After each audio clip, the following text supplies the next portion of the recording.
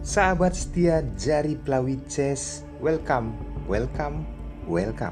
Kita kembali lagi dalam pelajaran yang sangat penting, bagaimana juara catur dunia Ding Liren bisa disebut langkah yang salah. Magnus Carlsen juga melihat ini sebuah kesalahan fatal, dan kita juga ada reaction dari sebuah video ataupun akhir dari pertandingan.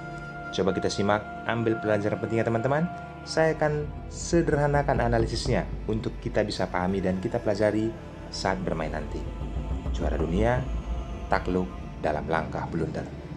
Selamat menyaksikan. Magnus Carlsen memegang buah putih. Dia memulai dengan pembukaan reti. Kuda ditempatkan ke F3. Langkah pembukaan ini bisa alternatif menjadi berubah teman-teman. Kita lihat bagaimana respon dari Ding Liren, pion ke D5, dan putih pion ke G3. Persiapan gajah pion sento. Terjadilah pembukaan King's Indian Tag. Permainan pun berlanjut. Hitam kuda ke F6, lalu putih gajah ke G2. Persiapan rokade sayap raja. Pada saat pion dimainkan ke C5 oleh hitam, putih rokade sayap raja.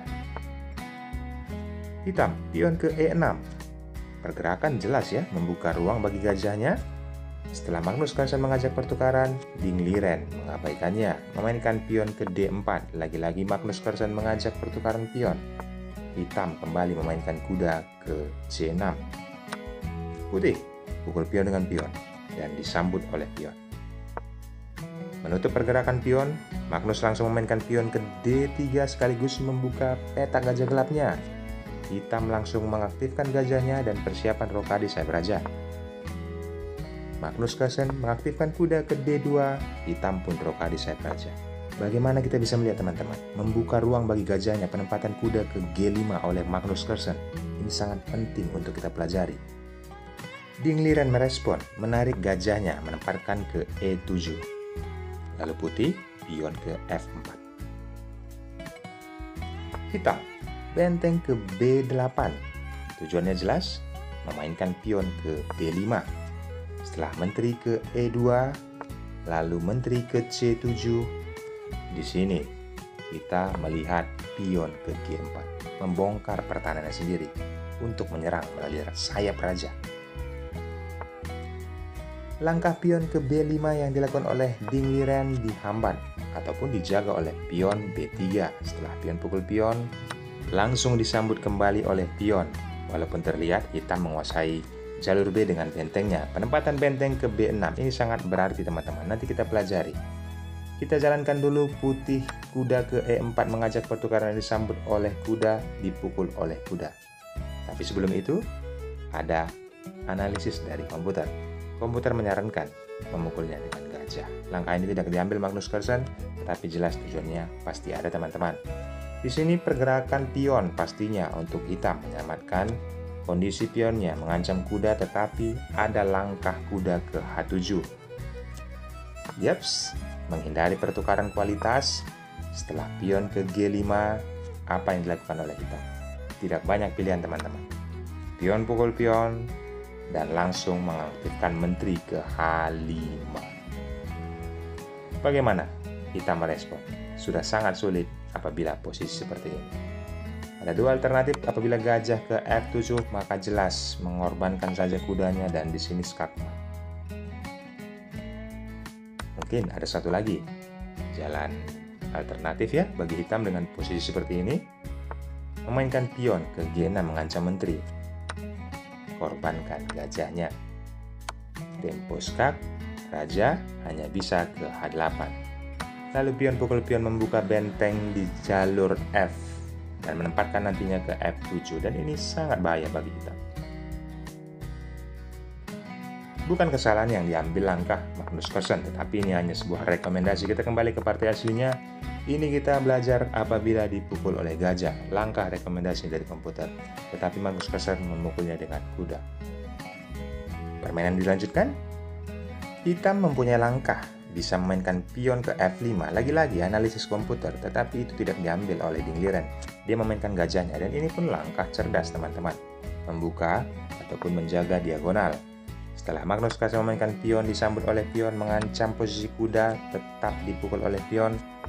Di sini mengajak pertukaran ataupun gajah dibiarkan untuk menguasai jalur diagonal.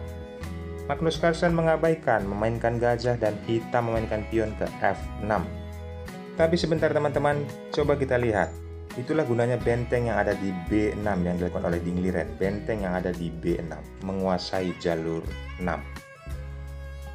Maka dia tadi saya tepatkan ataupun saya katakan manfaat yang ditempatkan benteng ke B6 menguasai jalur 6. Oke, kita lanjutkan. Magnus Carlsen memainkan gajah ke F4, dibalas oleh Ding Liren pion ke F6. Bagaimana selanjutnya dengan posisi seperti ini?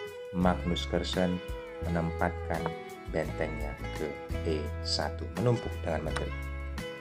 Langsung menyerahkan permainan setelah memukul dengan gajah disambut oleh menteri.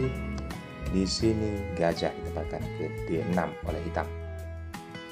Jika teman-teman berpikir pion yang ada di D4 itu bisa dipukul oleh menteri, itu salah teman-teman. Karena apa? Ada gajah ke C5 dan menteri pun akan tumbang. Teman-teman juga sudah pasti melihat itu dengan jelas. Kita lanjutkan.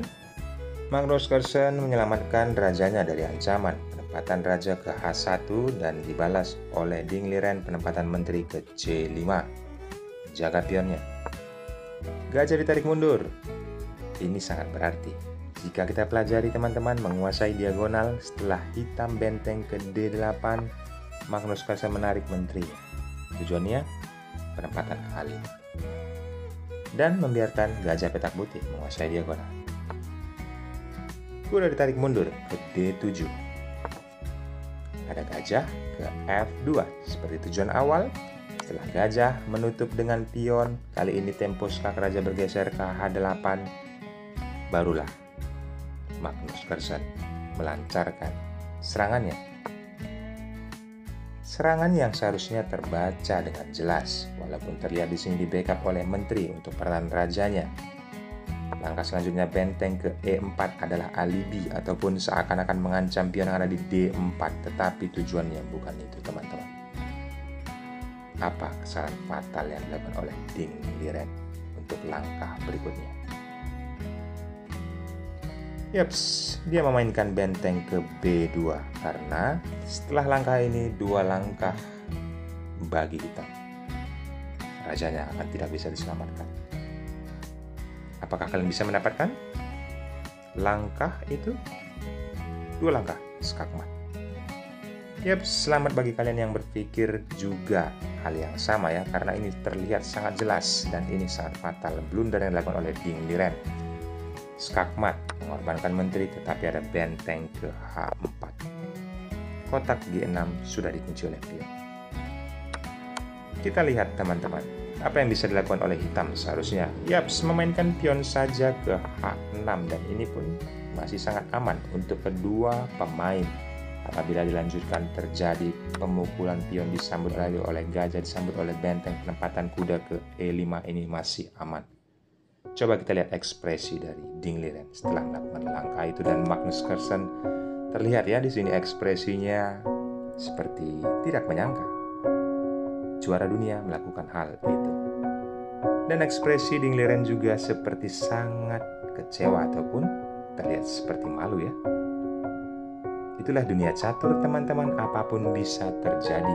Seorang pecatur dunia ataupun juara dunia bisa melakukan langkah blunder. Ambil pelajaran pentingnya.